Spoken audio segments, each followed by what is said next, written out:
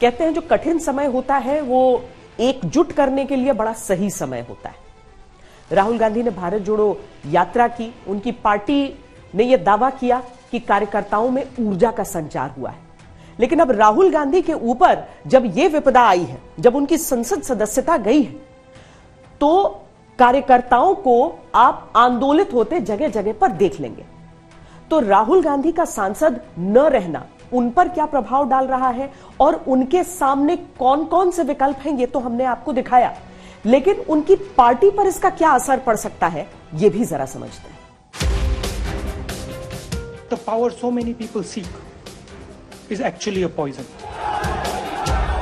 The only antidote to this poison is for all of us to see it for what it really is and not become attached to it. We should not chase power for the attributes of power. We should only use it to empower the voiceless. जिस सियासी खानदान ने देश को 3 प्रधानमंत्री दिए, उस नेहरू गांधी परिवार के वारिस राहुल गांधी में कांग्रेस को एक नई उम्मीद नजर आई थी। साल 2013 था, राहुल गांधी को उपाध्यक्ष का पद मिला था, लेकिन तब राहुल गांधी ने कहा था कि सत्ता एक जहर है।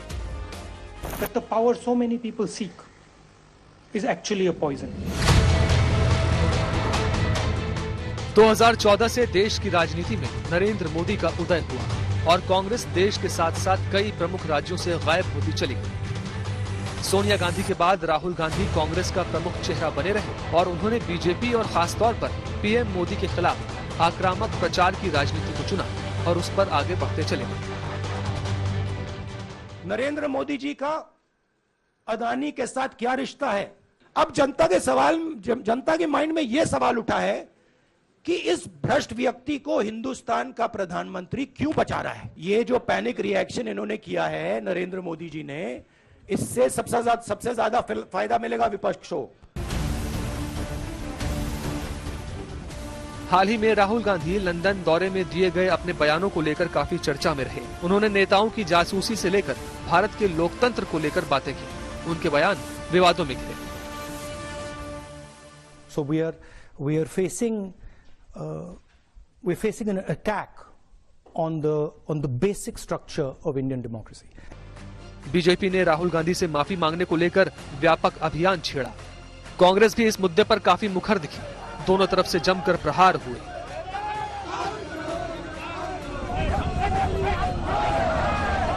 That Rahul Gandhi is the present day Mir Jafar of Indian polity. जो उन्होंने लंदन में किया है वो ठीक वही किया है। शहजादा नवाब बनना चाहता है और शहजादे ने ईस्ट इंडिया कंपनी की मदद मांगी है नवाब बनने के लिए कि तुम मुझे नवाब बनाओ, मैं तुम्हें 24 परगना भेंट करूंगा, मैं तुम्हें हिंदुस्तान का एक टुकड़ा भेंट करूंगा। राहुल गांधी ने माफी मांगने से इनकार कर दिया और संसद में बयान देने की बात कहते रहे। सरकार पर संसद में माइक बंद कर देने का आरोप लगाते रहे। अब सदस्यता रद्द है तो राहुल संसद में बैठ भी नहीं सकते। खड़गे भले ही कांग्रेस अध्यक्ष हों, लेकिन ये सब जानते हैं कि राहुल गांधी अगर एक्शन से गायब हो गए तो कांग्रेस के भविष्य पर आशंकाओं के काले बादल छा जाएंगे। हालांकि एक सच ये भी है कि जब राहुल किसी बड़े पद पर पार्टी में रहे, पार्टी का प्रदर्शन अच्छा नहीं रहा। उपाध्यक्ष रहे तो कांग्रेस लोकसभा चुनाव हार गई, अध्यक्ष बनाए गए तो लोकसभा चुनाव के साथ साथ विधानसभा चुनावों में भी बुरा हाल हुआ। लेकिन इसके बावजूद एक परिवार के करिश्मे पर दौड़ने वाली पार्टी अपना चेहरा नहीं बदल पाई। राहुल गांधी जी को निपटाने वाले कौन है? ये सोची समझी साजिश रचने वाले कौन है कांग्रेस के अंदर? अगर पवन खेड़ा जी के लिए चंद घंटों के अंदर वकील पहुंच सकते थे तो श्रीमान राहुल गांधी जी के लिए क्यों नहीं?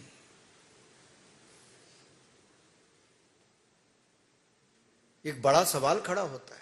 ये क्या देखना है? कानून ने उन्हें सजा दी और उस कानून के तहत उनकी डिस्क्वालिफिकेशन हुआ।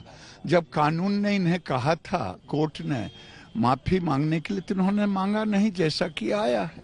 अब तक ऐसा नजर आता था कि सरकार के खिलाफ अगर मोर्चेबंदी विपक्ष की तरफ से की जाती थी तो उसमें दरारें नजर आती थी विपक्ष के खेमे में। बिहार में ईडी की कार्रवाई हुई तो महाराष्ट्र में शांति रही, बंगाल में कार्रवाई हुई तो दिल्ली में शांति।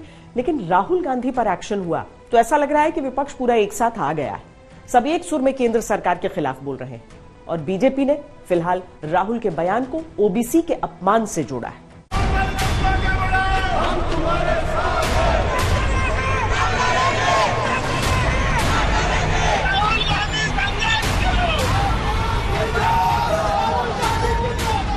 शहर शहर आक्रोश है, गुस्सा सरकार के भी खिलाफ है, गुस्सा भारतीय जनता पार्टी के भी खिलाफ है, गुस्सा कोर्ट के फैसले के भी खिलाफ है।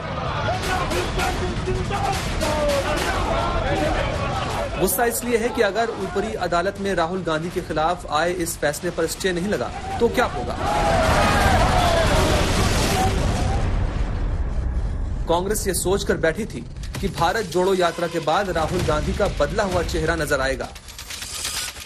2024 से पहले नरेंद्र मोदी के सामने राहुल गांधी को नए तरीके से लॉन्च किया जाएगा, लेकिन कोर्ट के एक फैसले ने कांग्रेस को बहुत बेचारा बना दिया।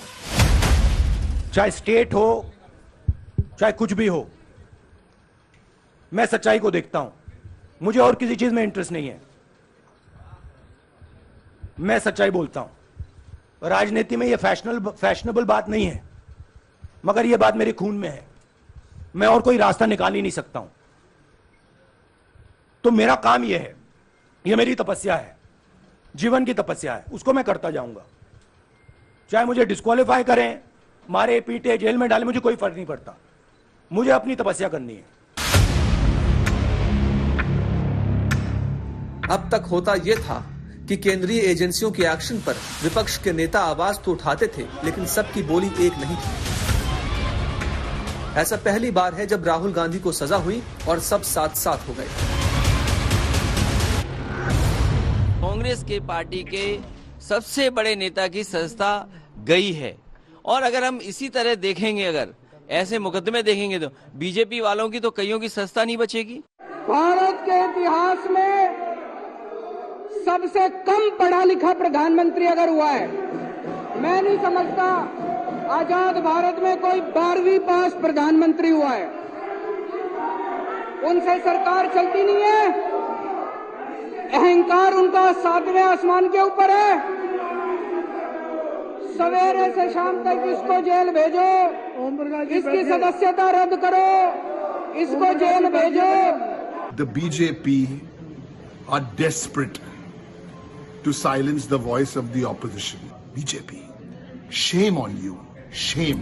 मैं उन सब विपक्षी दलों का धन्यवाद करता हूं कि उन्होंने इस बात में हमारी सपोर्ट की, और हम सब मिलके काम करेंगे। लेकिन बीजेपी अब इस मुद्दे को मोड़ देने वाली है। कोर्ट से सजा सुनाने के बाद बीजेपी ने राहुल गांधी के बयान को अति पिछड़ों के अपमान से जोड़ दिया है। बीजेपी का कहना है कि क्योंकि राहुल गांधी ने अपने बयान के लिए माफी नहीं मांगी है, तो अब कांग्रेस फंस गई है। आप पिछड़े समाज को गाली करोगे, अपशब्द लगाओगे, वंचित वर्गों को आप नीचा दिखोगे, कानून आपके लिए अलग चाहोगे, ये सेंस ऑफ एंटाइटलमेंट, सामंतवादी मनस्थिति की ये प्रतिफलन है। देश के इतिहास में नहीं हुआ है कि डेफेमेशन नोटिस पे, डेफेमेशन केस में 2 साल की सजा सुना दी जाए। तो एक तो पहले जिस तरीके से सजा सुनाई गई उस पर स्टे नहीं लाया गया, हायर कोर्ट पे अप्रोच करने का समय है, उससे पहले ही आपने डिस्क्वालिफिकेशन कर दिया। ये बहुत ही शर्मनाक है। ये बात सच थी, कांग्रेस चुनाव दर चुनाव हार रही थी। हर साल औसतन 3 राज्य गंवाए। कुछ हार तो ऐसी थी कि किसी के लिए भी यकीन करना मुश्किल था, लेकिन सियासत को समझने वाले कहते थे कि एक राहुल ही है जो सबको जोड़ सकते थे। सारा विपक्ष साथ आ गया तो बीजेपी के लिए बहुत ही बड़ी चुनौती होगी। आना बहुत आसान नहीं है, लेकिन नामुमकिन भी नहीं है। 1987 में मैंने देखा था 12 पार्टियों का एक पार्टी में विलय होकर जनता दल पैदा हुआ था। अभी तो हम लोग सिर्फ बात कर रहे हैं कोलिशन की और अलायंस की। उस वक्त तो एक पूरी पार्टी बन गई थी। राजीव गांधी की 400 से ज़्यादा सीट थी। भारत के इतिहास में किसी के लोकसभा में इतनी बड़ी बहुमत नहीं थी, राजीव गांधी की थी। लेकिन कांग्रेस को सत्ता से कांग्रेस को हरा दिया था उस जनता दल ने। तो ये मुश्किल है लेकिन नामुमकिन नहीं है। जानकारों का कहना है कि कहीं न कहीं विपक्षी नेताओं को भी इस बात का एहसास होगा कि अगर वो अलग थलग रहे तो सरकारी मशीनरी उन्हें आसानी से निपटा सकती है। इसलिए राहुल गांधी की सदस्यता का जाना 2024 के लिए विपक्ष को 1977 की तरह एकजुट कर सकता है, ऐसा जानकार मानते हैं।